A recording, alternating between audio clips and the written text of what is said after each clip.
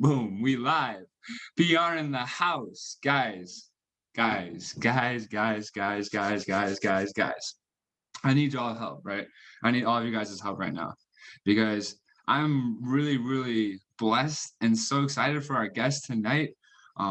Without further ado, you guys already know my man Zach Hogan is in the building. My guy, honestly, this man gave me one of the first opportunities that I was like really, really nervous for. I got to go on his go live session like 2 years ago. It was a minute ago, and I just remember how cool that was for me, to be on the platform that I learned so much from. And this is one of the guys that honestly I tuned in so much to every single day. And still to this day, I'm tuning in because this guy, I don't know about you guys, but just his energy, his presence, and especially the way he speaks, it just brings me peace. It brings me a lot of peace and it helps me with my anxiety. I don't know about y'all, but being in the markets, trading, doing this thing, it can get crazy sometimes, right? And this guy really honestly helped me to just like be calmer in the market, see the markets with a better perspective. And so I'm so excited for him to be here tonight.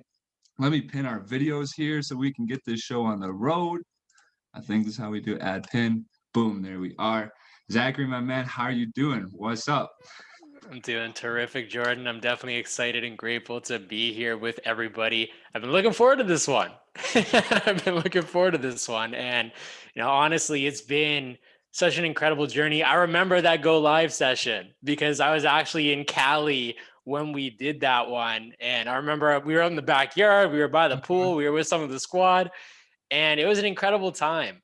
And just really thinking about how much everything has evolved between then and now, not just within the crypto space or I am, but within life. Like it's incredible. There's been so much progress. It's like we took that quantum leap.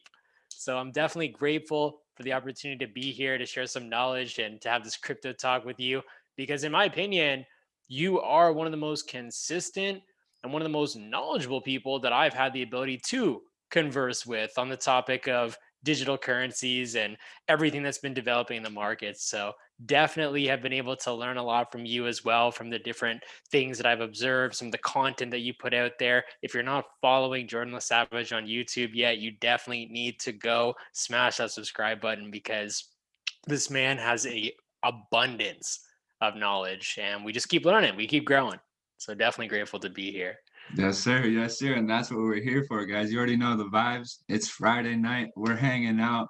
Feel free to relax, enjoy yourselves, guys. And we're here to learn as well. That's the awesome part about this community. And what I love so much is just that, like Zach was saying, that lifestyle, hanging out with your friends in Cali and, talking about cryptocurrencies. Like, that's what we do. And we're so blessed. So I'm excited to be here, guys. Drop us some threes in the chat for our man, Zach. Just for grateful for you to be here, man. And, I got a few questions lined up for you, my man. And I actually shifted this first one on you. I was going to ask what's your favorite crypto, but everybody loves Bitcoin. So I don't want you to have that as So what's your favorite altcoin? Okay. So this one, super special. And it's one that we've been talking about for quite a while. Sandbox. Sandbox game, it is number one in my opinion because I'm a gamer. Like it's true to my heart. That's been me. It's been a core part of my being. And when I discovered that there was actually blockchain based video games, it just blew my mind. And what's so crazy is that when we think about at the core of what digital currency is all about and what the crypto space was looking to accomplish, it was giving power back to people. And with all the video games that I've ever played, I don't know about anybody else that's on here. If you're a gamer or maybe you have friends that play games or kids that play games or, whatever, but any of the games that I'd ever played, I never actually owned any of that content. All of the hours that I invested, all the progress that I made, it really wasn't mine. Like there was that illusion that it was mine. But having a project now, like the Sandbox game, it's not the only blockchain based video game that's out there, but having these projects really come into such a thriving space that only continues to grow every single year, and really give people the opportunity to own their creations and to own their progress and to really be on that next level of what crypto is wanting to accomplish, like that power and ownership. That just it resonates with me. And seeing some of the things that they've already done, seeing some of the partnerships that they have on board, like there, I could go on and on and on. We could have an entire stream about Sandbox Game, but that, in my opinion, right now at least, is my favorite project, hands Yeah, down. I think you really just opened my eyes to, I think, the value case of those things. I was immediately thinking, like, owning your data or owning your, the achievements you've gone through and you've worked all that time and put into. I think of games where, so like the power got turned off or I lost my card, and and your progress is wiped. So if I understand that right, is that would that prevent that from happening?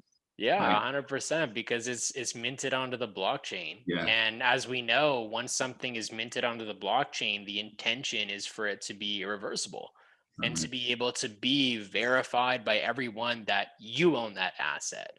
And NFTs, I mean, they're the wave right now.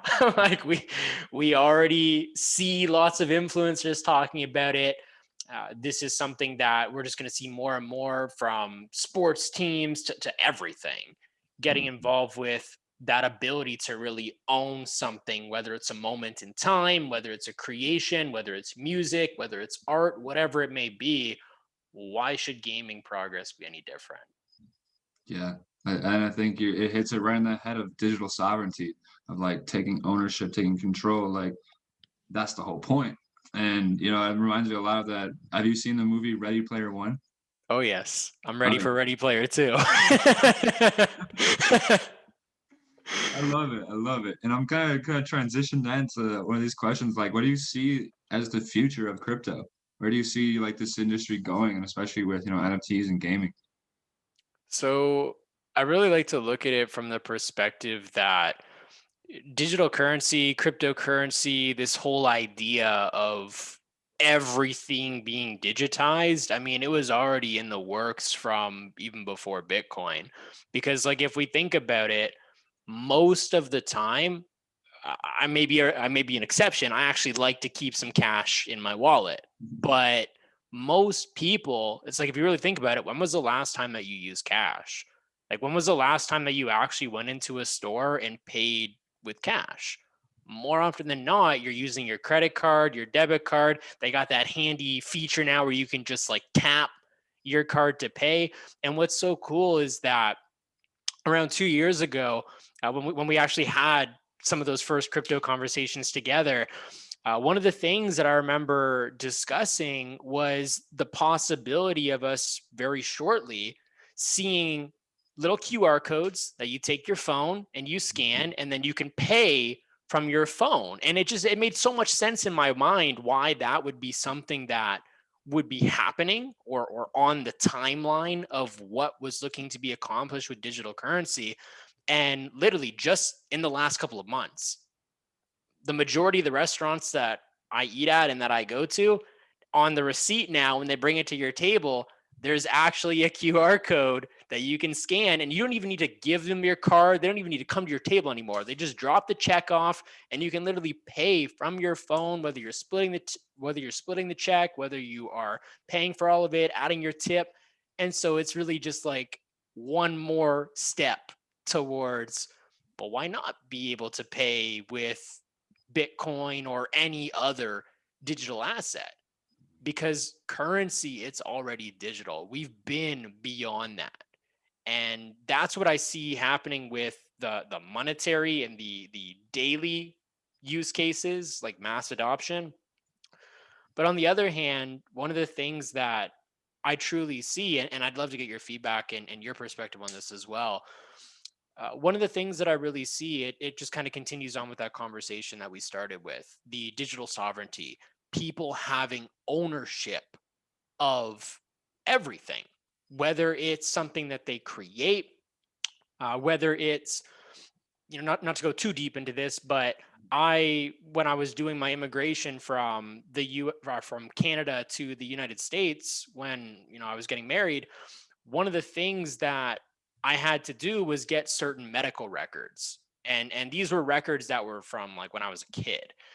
And it was work. Like I was on the phone calling this doctor, calling that doctor, like why is it so difficult to get access to my information?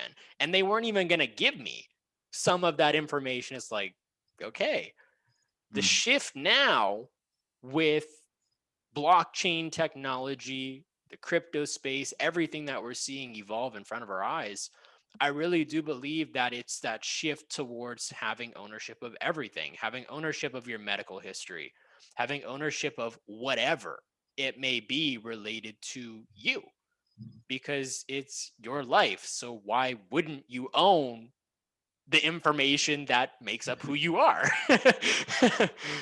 But what are your thoughts? Where do you see things going? Yeah, that's such a good point. That's what I really seek to educate people on is that this is the technology that enables that because I think there's also a lack of understanding of why would you want that? Like people don't care. Like, well, I don't why do I need my records, right? Medical records, right? Or why would I need to know or why would I want to own my likes or my like internet attention? And that's something it's like, well, Facebook is a tremendously successful business that does what? Takes your data and uses it for profit. So Yep. it's like when you understand, yo, your data is very valuable because I don't think people have been taught that yo, what you look at, what you like, what you do, and the records of all of that it's very valuable information. Maybe not for you, but for the world that we live in, for corporate, for companies, the advertising, they want that information. And so yeah, I think I'm also of like I'm really interested to see what's going to happen because Oh, 100%. Have you seen The Social Dilemma?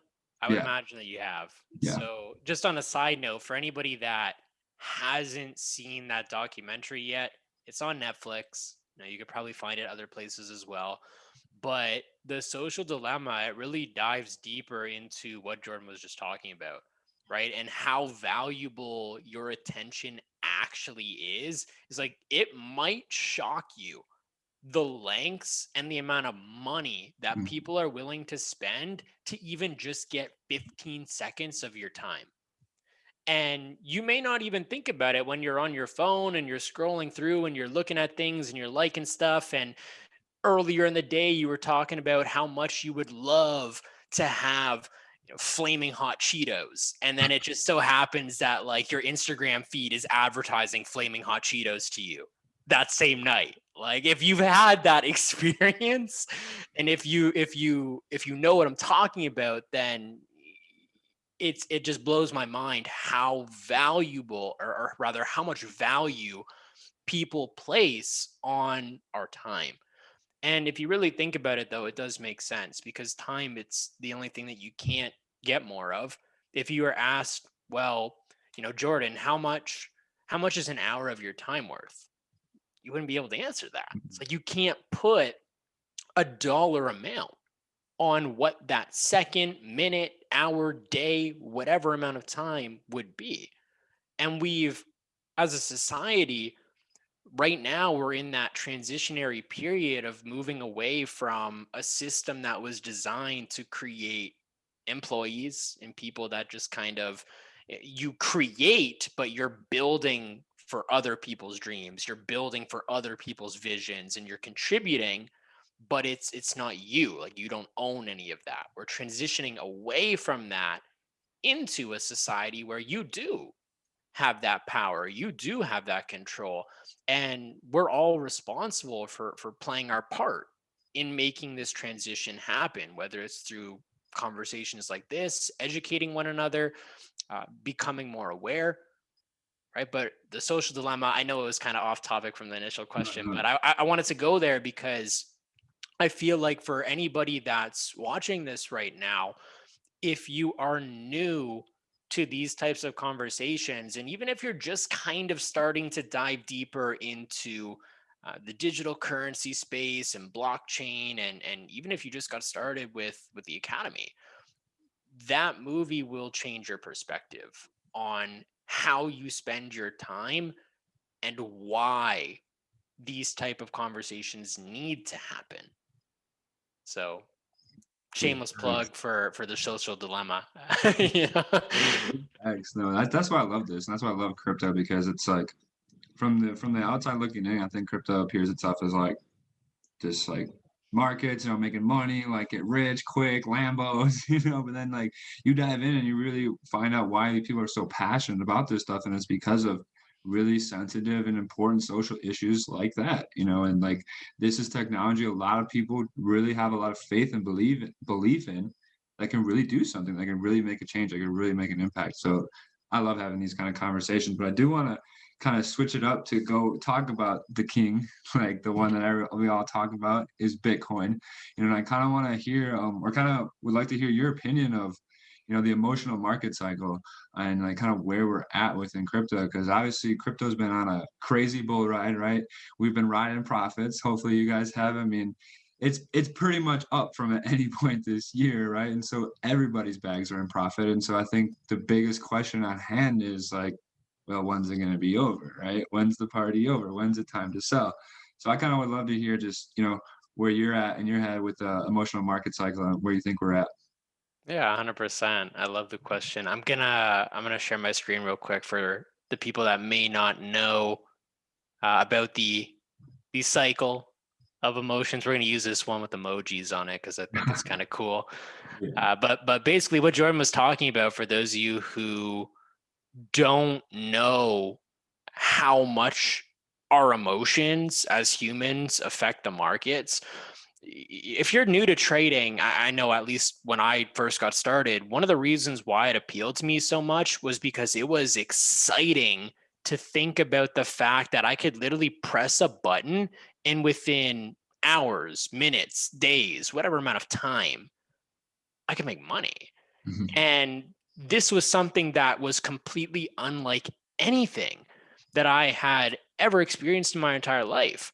But because we are emotional beings and because the markets are a reflection of our day to day experiences, there are, of course, cycles, right? And every single one, every single emotion that's on this list, optimism, excitement, thrill, euphoria, complacency, and then getting down to the, of course, downtrending cycle of anxiety, denial, fear, panic, anger, depression, to eventually start up the cycle again with hope, relief, and then back to optimism.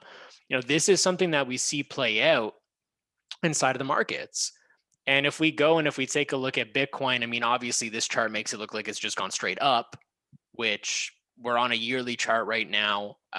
This is, not the most accurate data source that we could look at. So let's switch over to Coinbase. Still not accurate, right? This also makes it look like we just, for the most part, went straight up when we're looking at this time frame. But imagine for a minute if you were that person who purchased back in here, right? I'm sure that for those of you that have been around QC or the trade house or even just this community for some amount of time, you've probably seen, or even on your own time, the old Bitcoin chart where we went from almost 20K down to, 3,000. And for anybody out there that would have been purchasing up in here, riding that wave of euphoria, by the time that we got here, I'm sure some people were angry. Right? And I know that there were a lot of people out there that went through that emotional cycle. And to be completely honest, there were a lot of projects that I had my eyes on back then too. Perfect example, if we look at this is an exchange that a lot of people use, but KuCoin, a lot of people don't know they actually have their own token. And I remember back in, that last emotional cycle when Bitcoin was booming, it did the same thing, right? We go and we experience that wave of emotion. And this happened in a very short amount of time. But as the market came back down, a lot of the time when you reach that point of panic or anger or depression, you tend to want to move away and almost forget about it. Like you want to put it on the back burner. And I'm not sharing this to say that like I got burned with KuCoin shares or anything. Like I own some, I got rid of them. It is what it is. But I forgot about it. And I just kind of put it on the back burner. And it's like I literally saw someone plug it in the QC crypto chat today. And it's so crazy because I forgot about it. And we can see what it did. You know, it peaked, it popped, it dropped, it kind of chilled, went all the way back down to like 50 cents. And within the last couple of weeks, I mean, it's absolutely exploded again. And it's so crazy because we see these cycles happen again and again and again. And this is one of the only markets in my entire experience of being involved as a market participant that you're able to see stuff like this happen on such a big scale, but in such a short time frame. So coming back to your question of where might we be for the emotional cycle of Bitcoin, let me just go back to the chart so we can kind of have a visual. I got every Bitcoin chart marked up, but where we could be, okay, within the cycle of emotions, if we think about how this happens in waves. For anybody in here, whether you started trading in 2017 or 2018 or not, at that point in time, what was the conversation? You had everybody talking about Bitcoin, everybody talking about crypto, everybody talking about what it was going to be. And naturally, in any market environment, you're going to have people that were able to position early, right? People that were able to really get ahead of the trend. And I wouldn't even call them early adopters. Like these are just people that they're in the know. Like they obviously know something, or they've been introduced to information that most people haven't even considered yet. Now, okay, if we kind of bridge that timeline between the conversations that were happening in 2017, 2018, and we make that connection to where we are right now, in my personal experience with everything that happened, okay, between these old highs within the valleys, the old peaks, to us now being at this new all-time high, I truly believe that we're just scratching the surface and we're starting to get into that excitement again. Because a lot of people, the first time around, yes, people got burned, right? People got a bad taste and some bad experience if they just kind of bought in blindly, listening to their Uber driver that's like, yo, you should buy Bitcoin. And you don't even know what it is. It was the first time you heard about it, but you heard that they made some money. So let me go and put some money in it too. Like there were some people that got that really bad experience. And it took some time for that to not only heal within the emotional side of things, but it also took some time for the infrastructure to really ramp up to the point where now not only are we seeing mass scale partnerships and mass scale adoption, not just with Bitcoin, but within the entire space, like different technologies that are either emerging now or that have been here and went through those same phases. We're seeing mass adoption and even more use today than we were in 2018. In 2018, if you're in the US, you couldn't go on Cash App and buy Bitcoin and send Bitcoin and pay for things in Bitcoin as easy as you can today.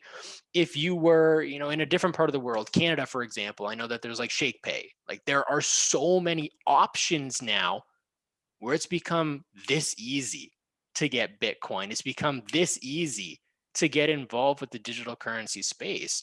And now that we're at that point where it's easier to get involved, the excitement is picking up again. And I feel like things are going to continue moving through the phases of, getting even more thrilled, getting euphoric even as we get closer and closer to that stage where within a click of a button, you can get any crypto that you want. You can do whatever you need to do, because the one thing, in my opinion, that's really, it's not holding back the industry, but it's a challenge right now. And I'd be curious to hear your thoughts on this too, Jordan. The one thing that's still in my head standing in the way between what this could be is the ease of use.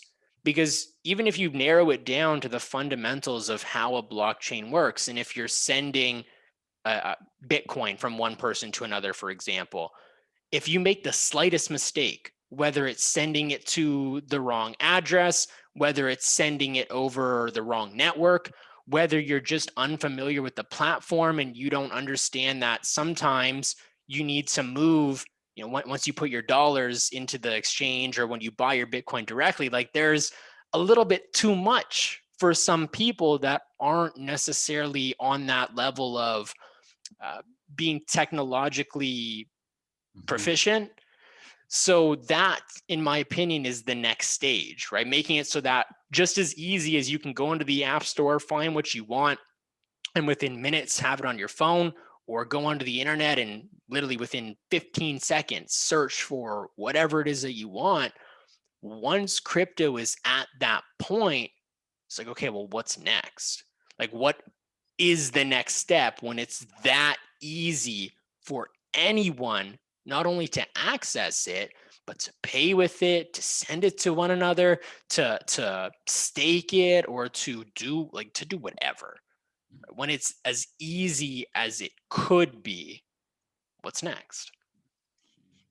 That's a question. Yeah, I'm with you on the same page, and my mind goes to like two things. I think, improved technology, improved like user interfaces are going to really make a huge difference. But also, I think just the education, right? And I really take a lot of pride in what we do because I think the more people are educated about this technology, the better and easier it is to be used. Because at some level, it's going to take, like you said, I think, like I thought of it as like technologically adventurous people. Those used to be the only people that would use this stuff because it's like, well, I'm about to press the button and there goes $1,000. I don't really know if it's gonna work, but I'm gonna press it and then it works and then you're like, okay, you get it. But yeah, it's a big step. I could see it. I remember my first transaction. I was like, I triple checked the address. I was reading it. I was like, all right, every I single one still must do be that every single time. Every single time. yeah, he was like, because it's like if I mess up one character, goodbye. Yeah, man. Yeah, so I don't know. I'm like, I'm half and half because I'm like, is it just that it's like we need it to be that complex, and it's gonna need to be like, with an email address, it's the same thing. If you mess up one letter of the email address, but people will figure that out. And so I think it's just like it's gonna be a matter of time before everyone is using it and understands it, and it's gonna come with easier to use apps, technology that makes it super simple. Like, I don't know, maybe a hologram pops up and it's this lady that walks you through it. Like, all right, this is what you That'd be cool. yeah. But yeah, and then like after that, I think it's so hard to fathom because it's like I would imagine it being the same way when the internet was coming out and they're like, yo, this technology is super cool. Everyone can send data to each other super easily, music, video, and they're like, yeah, but like nobody knows how to use this stuff, bro. So like, and then you try to at that point, like try to think of Uber, try to think of Airbnb, like the things that came from the internet, like explain that or that's what's exciting about cryptocurrencies. Like I think some of the best projects haven't even been created yet. Yeah.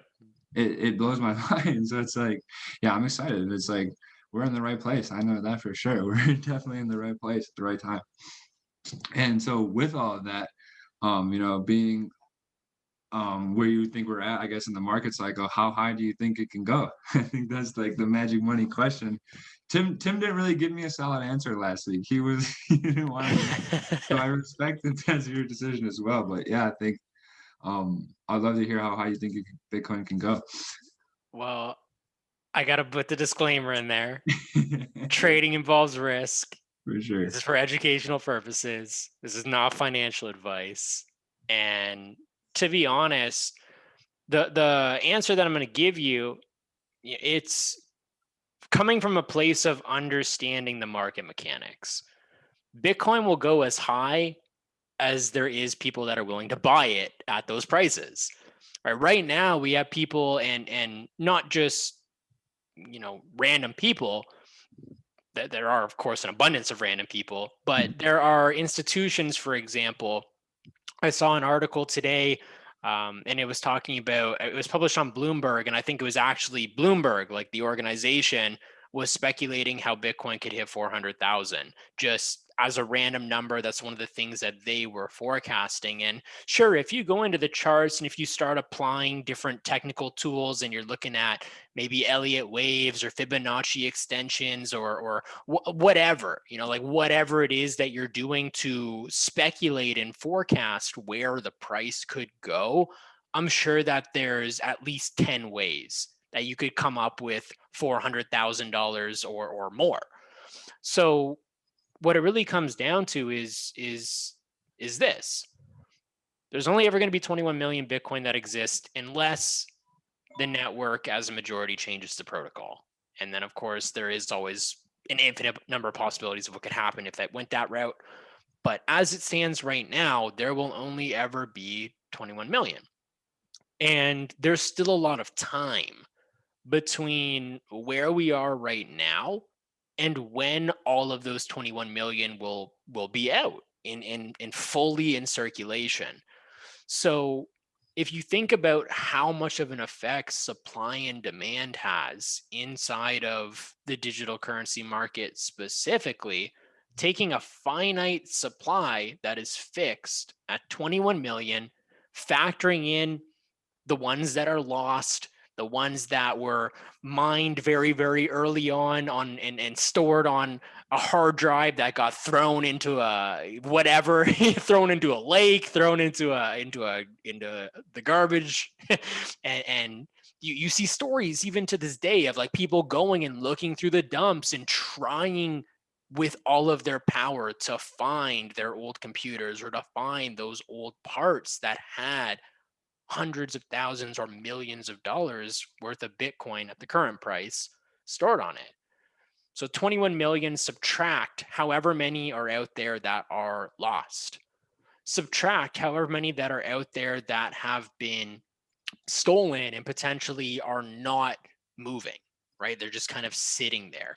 Subtract the amount that are out there that were owned by people who at one point were alive and now maybe they're not. And perhaps they didn't take the steps that a rational person would take. If you're investing into the digital space, you want to make sure that if for whatever reason something happened, you had a way for either for you or your loved ones to actually go and get access to it, like backing up your private keys, making sure that it's set up in such a way where like you're securing it, but you can also access it in case something happens. So we've got dozens of Bitcoin that are out there that we will never see again. Like they're still there, but they're not really there. You can't access them. You can't do anything with them. So there's that question of, okay, well, now how many of those 21 million are actually still around between the exchanges, between the hardware wallets that are sitting there in cold storage, between the hot wallets where people are trying to buy and sell and flip and just like day trade with it. We have only so many of them that are actually still here. And if it gets to a point where we have more and more big players like Tesla, just as an example, because it's recent, coming into the market and buying, I believe it was $1.5 billion worth of Bitcoin just a few weeks ago, as of today. This may be dated for whoever watches this at a later time, but if we have more big players coming into the space and doing stuff like that so that they can put some of their balance sheet in crypto, but also open up the gate to accept payments and whatnot, then it brings up the question of when are we going to get to a point where there literally is not enough in circulation that people are going to be able to buy? It's easy right now to go and get it right at the market price. There's a lot of liquidity. There still is quite a lot of Bitcoin being traded every single day. But eventually, if the supply and demand shifts to a point where the supply is primarily controlled by people that just want to hold, people that really do believe that this is going to go to 200, 300, 500, a million or more, then eventually the only thing that can happen is price makes its way to those areas where people are willing to sell it and transact and do stuff with it again. So I can't say that I have a definite number of where I see Bitcoin going, because just being honest with you, Bitcoin, it's like the granddaddy of crypto. I'm not going to be one to try and stand in the way of that. I appreciate and I respect what the community has done and will continue to do. But one of the things that you said earlier, we're still at such a ground level thinking about the entire industry. I do think that one day we could see a project that's a little bit more, what's the word? Just a little bit more easy to use / massively adopted, like something that actually makes sense for everybody to use. Because just being like 100% real, do I enjoy when I receive Bitcoin into my account? Absolutely. Right? Absolutely. But what I don't enjoy is if I wanted to spend my Bitcoin, just as an example, at a coffee shop, local coffee shop that accepts Bitcoin payments. If I'm buying a $5 coffee, I'm really not trying to pay $15 in fees, right? Like, it just doesn't make sense right now, at least. And that could change. But for now, I'm working with the data that I've got. So how high it could go, just coming back to that question, I really don't know. But it will go as high as people are willing to pay. Yep. That's Tim. I love you, bro, but that was so much better than your answer, Tim. But in all seriousness, I think you brought up a couple of good things there, and like the different value cases for Bitcoin and what would make it go very high. And I think everybody's pretty much on board with the digital gold narrative of Bitcoin. This is a really secure and potentially the safest store of value that exists out there beyond, metals and real estate. And since it's achieving that kind of notoriety, I believe, amongst investors, of like legit store of value, legit store of value. And the currency thing has always been up to a debate. And I've kind of like personally, like as you as well, I've given up on Bitcoin as a currency. And data even showed like last year, in 2020, Ethereum did more transactional volume than Bitcoin did. So people are already shifting away from Bitcoin as a currency. And I think it's like, I think of it like gold too. Not a lot of people really buy and invest in gold, but the ones that do it for a very specific reason. And I think Bitcoin will maintain that same reason. And especially in a world where, we're seeing the amount of dollar printing that we're seeing, with inflation pending, the hyperinflation looming, I think more and more Hopefully investors will not. look. Right. I think more and more, yeah, it's like, okay, we're living in a digital world. This is the best digital store of value. And I think potentially one day, and I'd love to hear your thoughts on this. Where do you think of Bitcoin becoming potentially as like a reserve currency, and maybe prices being denominated in Bitcoin? Maybe you don't pay in Bitcoin, but prices being denominated in it. I feel like that's a possibility, because if we look at the current system of how the monetary system is structured, we have the dollar, right? And that is the world reserve currency.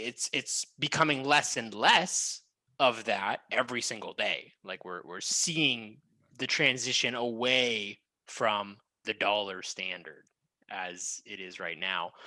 But if you think about what the dollar is, it's not just the dollar. Like at one point, the dollar was backed by gold. Okay, so there was some inherent value being derived from something else that was being attributed to the dollar. But the dollar index now is just a bunch of different currencies, right? Like it's a basket of currency: the euro, the yen, the pound, Canadian dollars. There's different monetary systems that make up the US dollar. So to think of Bitcoin playing some sort of role in the market for the entire world, where its value correlates with whatever currency or whatever it is that we're transacting in, I do believe that that's a possibility, right? But before we can get there, I really think that, and again, this is like a whole other conversation, but it's like, if we go down that path, would things even really be different than they are now? Because if you think about it, in order for there to be some sort of system in place where you have a universal currency or whatever currencies that are correlated with Bitcoin, and you're using that to kind of get some value from, who controls that, right? Who actually makes the rules for that? Who sets that up? Yes, of course, digital currency, Bitcoin, everything, the intention from the beginning was to be decentralized, to give that power back to the people. But it's like, who creates that next step? Who creates that next system? Who determines, well, this is going to be Bitcoin's fixed value, and how much value it gives the currency, or how much it does this or how much it does that? Like, unless there's some sort of protocol created where you can tap into that decentralization and people are able to vote, and like be more involved in a massive way, then I really don't think that that's the play. Just because it's like, how would that be any different than what we have now? Like, that's how I see it, at least. But I'm sure that this is something that you've thought about a lot, and I would love to hear your thoughts on it as well. Yeah, it always brings up the dilemma of exactly what you said, is who controls it. And it brings up the dilemma of, well, we have a current system that exists. So, who would that system be willing to, change? Would it be willing to adapt? And in my experience of the world, the answer to that question is definitively no. So yeah, it's like, without going down that rabbit hole of, why things work the way they were when it comes to money and who is pulling the strings. I enjoy the idea of that, because I think, Bitcoin is at its core decentralized. I'm an optimist and I believe in that, and I believe that blockchain and cryptocurrencies, and especially with Ethereum and what Ethereum can do with smart contracts, like decentralized autonomous organizations, are the future. Like, Mhm. charities are the first easy money. Like, build a charity on a blockchain, it's a robot, it doesn't take any profit, 100% funds go to the cause. Like, Red Cross, goodbye. Like, we don't need you anymore, right? Yeah. And it's just like, well, if we can start there and the people really see that this is technology that can really do stuff like that, like, yo, this is technology that can organize us on a mass scale without having to entrust politicians, without having to entrust a human being. And I don't know if that's messed up or that's just how we are, but it's like, I trust in math more than I trust in my president or whoever. You know what I mean? It's like, I trust in math more than I trust elected officials in today's world. So I would believe, some smart person out there could figure out, some way to restructure, even financial markets, because, like, yeah, like Forex currencies, they're all, it's who knows how many dollars are going to be tomorrow, who knows the financial, like, policies of all of these things. But that's the thing with Bitcoin, is it's transparent. We do know that. We do know exactly how much are going to be there tomorrow. We know exactly all these things. And so I think it's a huge leap. It's a huge leap. And Oh, that's like putting 100%. it, like, that's like, yeah, that's the ultimate with crypto. But I believe, 100%. I believe for 100%. sure. Yeah, you sparked something that I wanted to just share real quick. Because what you mentioned about, you trust the math more than you trust the elected officials, just as one example. So if you think about it, the math today, at least within recent, looking at like the last couple of elections in one part of the world, just as an example, the math works out where 51% of the people are happy and 49% of the people voted for something else. So it's like, there's really not that True. consensus when it comes to something like the political world, where everybody is in agreement and everybody is happy. So it's really fascinating, because there was a question in the chat a little bit earlier ago, and it said, I would like to know your opinion on the possibility that money from perhaps international crimes could be laundered through the blockchain. And of course, there are certain blockchains out there that are designed to be private. But if you think Bitcoin is private, you need to do some research. Like, Bitcoin is one of the most transparent blockchains that has existed today. And I know that a lot of the time when you hear about Bitcoin, you think, well, how could anybody know that, like, that's me, or I have this much Bitcoin, or whatever. But it's like, if you really think about it, the way that the public ledger has been designed, no matter where you live, you can start to connect the dots of transactions from one point to the next and eventually come to a conclusion within reasonable certainty of who owns what or who has been doing certain things. So with that question, like, yeah, of course, you can use blockchain technology to commit crimes, but you can use the US dollar or any other currency to commit crimes even easier, because there's no paper trail. If you're just doing stuff in cash, it's like, well, good luck. The amount of crimes that go undocumented with fiat currency, I'm sure, are much higher compared to the blockchain transactions. And it's just, what excites me, just to kind of continue the conversation forward, some of my trading partners, they always ask me this question: what if Bitcoin were to go to 1 million? What would it take? Where would it need to be for you to finally be like, okay, like, I'm going all into it?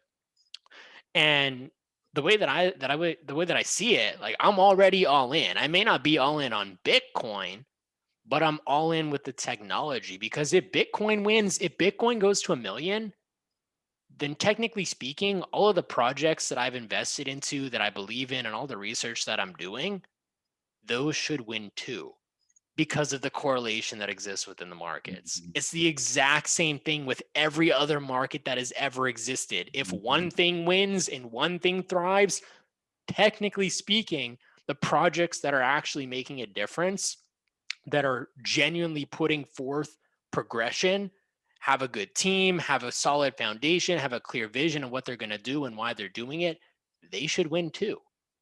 So it doesn't have to just be Bitcoin. I want Bitcoin to win, because as it continues to win, that's going to have a natural effect on everything else. Yeah, totally in agreement. I think sometimes I look at Bitcoin as like a big black hole. It's just like, it sucks you in, and then, like, it's the way that everyone gets introduced to this digital world, this digital crypto thing, and, like, you learn about Bitcoin, then it opens your eyes to everything, and, like, all these people putting their money in, all, like, these big companies buying it. It's just like, I think that's what Bitcoin's going to continue to do in my eyes, is just to eat up more and more of the old money, the old systems. And that's just the doorway into the digital world of all the other cryptos.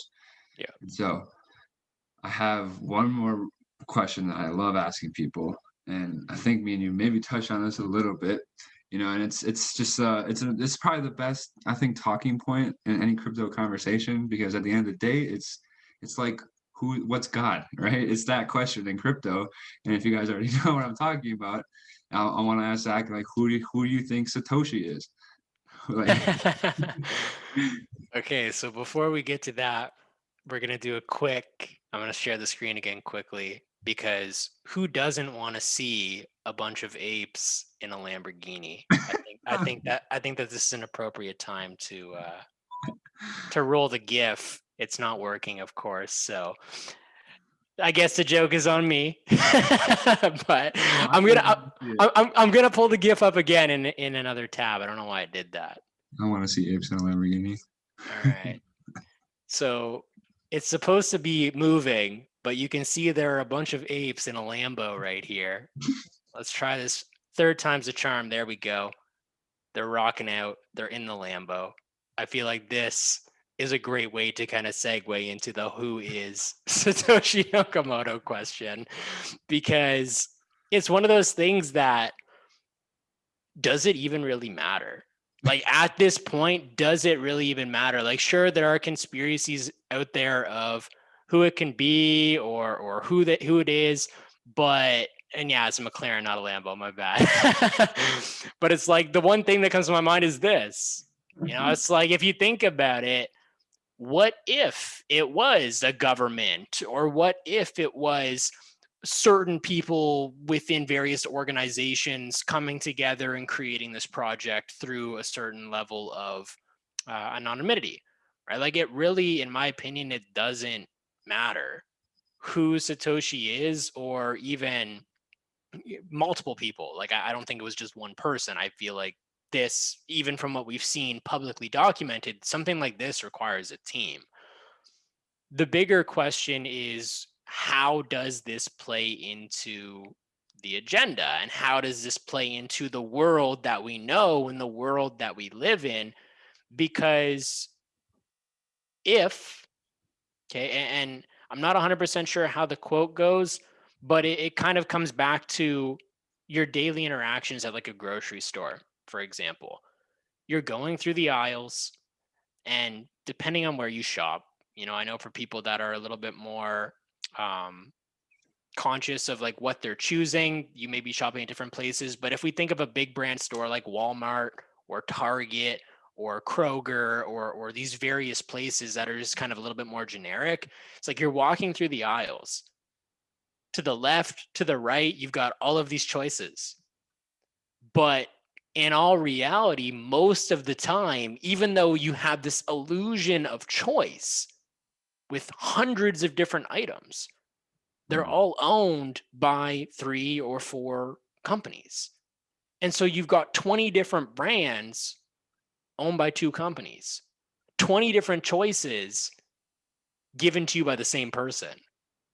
So what if this was created as that gateway to test where humanity is at in our consciousness, and if we're ready to really take that next step of responsibility towards taking ownership of the planet and taking ownership of our money, taking ownership of ourselves, right? What if this was that test?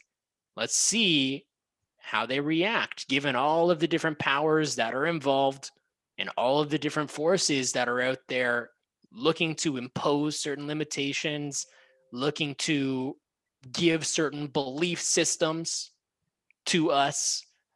And I know that this went like super deep with the Satoshi question, but this is what I think of when I get asked questions like this, because it's like, in our reality, yeah, we could be spending all of our time focusing on, well, who created it? But it's like, okay, well, even if we did find out who made it, it's like, what would that change? Like aside from knowing one person that's got a ton of Bitcoin in multiple wallets, right? Like, what would really change aside from knowing who that one person or who those people are? For all we know, it was artificial intelligence that created Bitcoin. Like, we really don't know. Mm-hmm. We don't know. There are so many things that we don't have access to today that already exist, that are already here, already being used, they've already been produced. It's been here. Bitcoin wasn't the first time that this whole idea of electronic cash and digital technology was even introduced. Like, there were other projects that tried and failed. So I think that it's really cool to have these kind of conversations, because at the end of the day, the way that I see it is that right now we're at a very important time within the whole dynamic of everything that's been playing out since the Federal Reserve was implemented. Because as soon as the Federal Reserve was implemented, that shifted the course of history, and it started to create this workforce so that, yeah, stuff could get done, stuff could get built, kind of like when they were building the pyramids. Like building the pyramids, you needed a bunch of people to go and build that infrastructure, and it still stands tall today, aligned perfectly with Orion's belt and some of the stars. But what's so cool is that, if we think about where we are in our timeline now, it's like, okay, well, what's next? Like, I remember as a kid watching the Jetsons and thinking about how in the next 15, 20 years, it's going to be the norm, where we've got flying cars and we've got all of this stuff that they project to us in these movies and in these TV shows. And it's like, man, it's 2021 and companies are finally catching on that they should probably stop making vehicles that run off of fossil fuels. Like, we are in such an interesting time, and things are happening so quickly. 15 years ago, we didn't have this where we can go and tap into the markets. I remember the first time I got my first computer when I was younger. I remember having to put one of those CDs into the disk driver, and then it would boot up for like 15 minutes and make that dial tone and attempt to connect to the internet. Like, yeah, it feels like it was ages ago, but in all reality, it really wasn't that long ago that we were there. And so it's like we've quantum leaped in every single area. And just like there are a lot of questions unanswered, like, well, who is Satoshi Nakamoto? It's like whatever you focus on, that's where you're gonna find answers. It may not be the answers that you're looking for, or the answers that you want, but like one other question that I like to kind of impose with this whole illusion, we talked about the grocery store and the illusion of choice, but why is it right now that you think so many people are interested in like exploring outer space? Like if you really think about it, we got all these companies, SpaceX, Virgin Galaxy. Um, those are the two that come to my head right now. It's like, yeah, there's the story that we've been to the moon and whatever else, but it's like, why is there so much interest in going to outer space when we don't even know what exists in our own oceans? Like, we don't even know what's here on our planet still. There's still so much of Earth that hasn't been explored yet. We're trying to explore something else. It's like, it just doesn't make sense. So there's a lot of stuff out there that we could dive into, but with the question of Satoshi Nakamoto, it's like whether it's a person, whether it's a team, whether it's AI, whether it's whatever. I think the better, maybe not better, but a more important question is how does this technology and Bitcoin specifically, how it's being perceived by the public and everybody, what role does it play in the next step that we're going to be taking as a society? I love that. I love how you so delicately dance around that. You provided so many, no, like beautifully done. Like you provided so many different perspectives of who Satoshi could be. The perspective of we think we have a new choice. Maybe it's probably the same old that's been making the choices for us.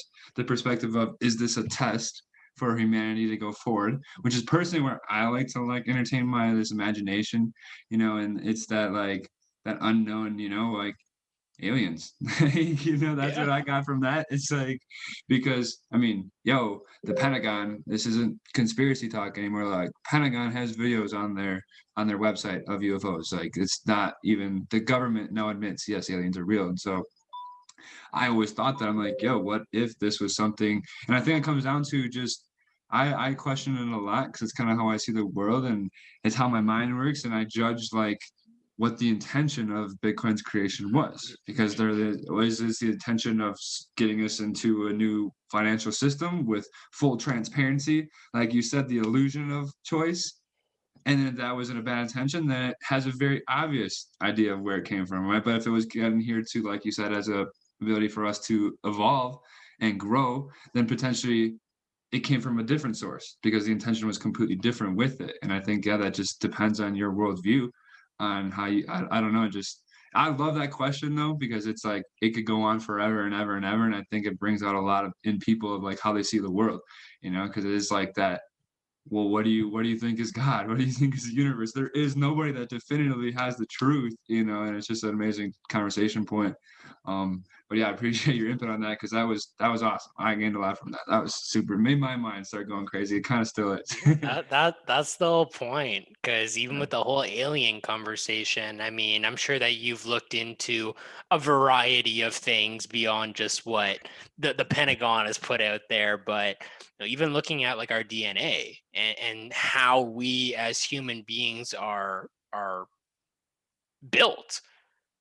Our DNA, there are parts of us that do not come from this world. Like there are parts of us on a cellular level that did not originate from this planet. You cannot find it anywhere else on this entire planet. And this isn't information that's talked about. This isn't stuff that they teach you in school. It's out there. It's not hidden. It's just not talked about. It's not promoted. You're not educated on it. You have to go and you have to dive deep into it. And there are a lot of great resources. I'm just going to plug Gaia because that's kind of like a all-in-one that you can start with if you're new to this. And if you're wondering, well, how does this even relate to crypto, or like how did we get here? I just want to remind you that the intention of these conversations is to encourage you to think differently, right? Digital currency, it's a step in my opinion, the right direction. I feel like there's a lot of good that has already happened and even more that will continue to happen that comes from this industry. And I feel like a lot of that is because there are more of these conversations happening through various social platforms, through the academy, through the teams. And it's these type of conversations that, again, I wasn't taught in school how to do my taxes. I wasn't taught in school that there are parts of me. I wish in science class they were like, yo, I'm gonna blow your mind right now. So you think that you're from Earth? I mean, yeah, you live here on Earth, but like part of you originated from somewhere else in the galaxy. And to this day, maybe they have the answer to that, maybe they don't, but it's not found here. So it's like, okay, well, yeah, where do we actually come from? Like, these kind of conversations are a lot more productive, in my opinion, because they allow you to break beliefs. They allow you to start thinking differently. And the minute that you can start thinking differently, even just from choosing to hop on this call and from choosing to plug in, it gets you to a point of awareness where, rather than feeling like you need to follow this illusion that's being put out there every single day, tapping into the television where they are telling you what they want you to see, you can start thinking independently. You can make your own choices. You can become the person that you need to be if you really do want to level up and make the most out of your digital currency investments, make the most out of your trading journey, make the most out of the influence and the impact that you could make on this planet just by, again, even something as simple as plugging people in and having the option to get paid to do that. Like, we've got something so special, and I'm super grateful because, again, these type of conversations, like, I know that to somebody that if this is your first time, like, you you may still be on a topic that we talked about 30 minutes ago, contemplating everything that you ever thought you knew. And that's okay. Like, that's, if you are there, you are exactly where you need to be. If you're writing notes right now and asking yourself these deep questions and contemplating everything that you thought you knew, like, that is where you need to be right now. You don't need to be here in this current conversation that we're having. But for those of you that are following along, for those of you that have tuned into some of these crypto talks that Jordan has been putting out consistently with different people, for those of you that have been plugging into the platform, plugging into the value, picking your mentor's brain and just educating yourself, then what this does is, again, it just equips you with more knowledge. It gives you more perspective. Like, I realize that this is probably the first time that some of you are even listening to me, and I am aware that the way that I explain things is it's not always beginner friendly. Like, it's not always at a basic level. So I do my best to sidetrack from the conversation. I do feel like that's important, because, again, it adds to it, right? Like, having these different perspectives, having these side conversations as part of the larger narrative.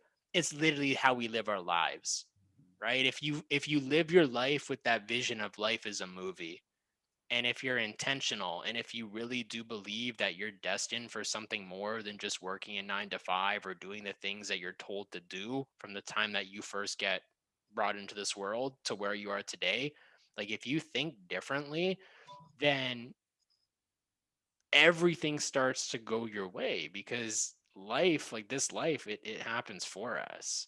Like we are here for a reason. And these side conversations, it's a part of the bigger narrative, right? The bigger narrative here being, what about Bitcoin? What about crypto? How is this changing the world? What are some of our favorite projects? You know, there were lots of great questions, thoughts about Ami.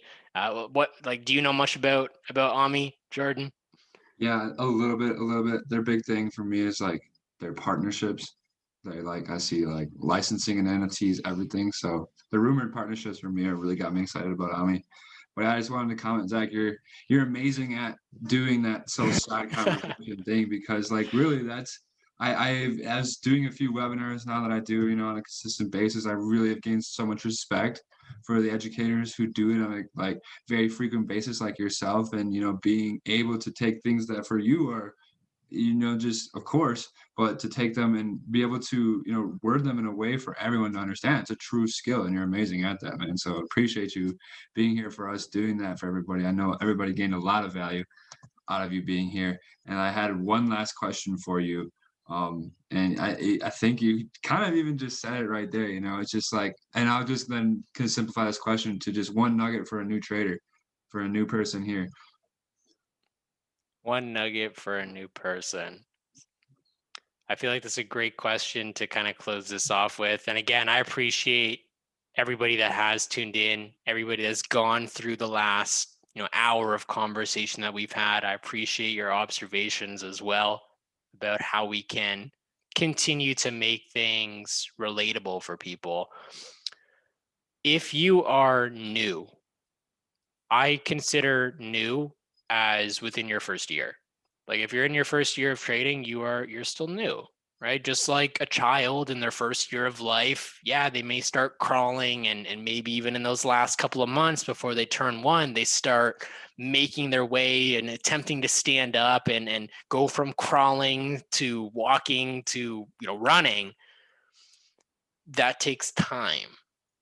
So through your journey, you're going to go through ups and downs, not just in your trading results, but in your life. There are going to be things that affect you from the outside, and it can have a reflection inside of your trading. So my advice, or rather my recommendation would be to document as much as possible.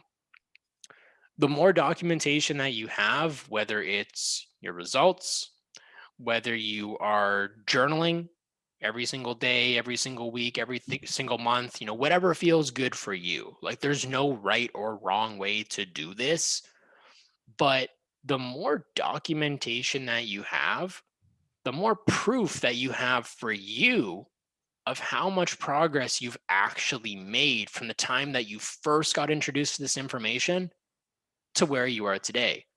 Because the one thing that I'm certain of is that when you look back 2, 3, 5, 10 years from now, and you think about what you were thinking, what you were feeling, how you were acting every single day when you were first starting to learn how to trade, how to invest, how to have these kind of conversations, I bet you that there will be this much that you remember in the grand scheme of everything that you went through that shaped you into the person that you are now. So the more documentation you have, the easier that it's going to be for you to go back and really appreciate how far you've come, but also dive into those experiences that you went through and make it relatable for other people. Right? And Matthew Rosa, he says it best. If we're here to create a better tomorrow, how can we do that if we forget what we learned today? So as long as you are documenting your process and going through whatever it is in whatever stage of life that you're at, documentation is key because your results are a direct reflection of who you are right now in this moment. If you expect your results to get better, you have to get better. And you're going to notice pretty quickly if there's a trend of your results doing the same thing, and you'll be able to start asking yourself, well, why are my results doing whatever they're doing? So document. That is my my advice to everybody. Yo, I like your voice is what's in my head when I think of, trading psychology and just being in the zone when it comes to trading, like the things you say, like, and your voice, man. Your voice, bro. It's so calm. It's just, where's the wisdom? Like, guys, I don't know about y'all, but that hits different. That really hit different. So, Zach, thank you so much. Thank you so much, guys. Blow up the chat. You already know.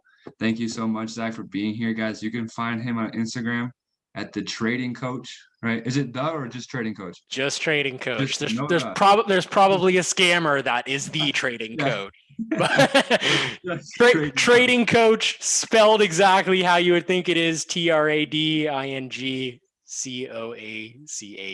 No periods, no underscores, no apostrophes, no double letters. I'm not going to ask you to send me Bitcoin. I'm not going to tell you to invest with me. So be aware, be mindful. Yes. And yeah, go shoot him a follow. Again, Zach, thank you so much, man. Hey, absolutely. Make sure that if this does get posted publicly, make sure you subscribe to the channel. And definitely appreciate you for having me on here, Jordan. I appreciate everybody that invested their time here with us. I want to wish you a wonderful rest of your life if this is the last time that we speak. But, again, thank you. Yeah, what an outro, you guys. You already know. Buy Bitcoin, short the banks. Peace out, fam.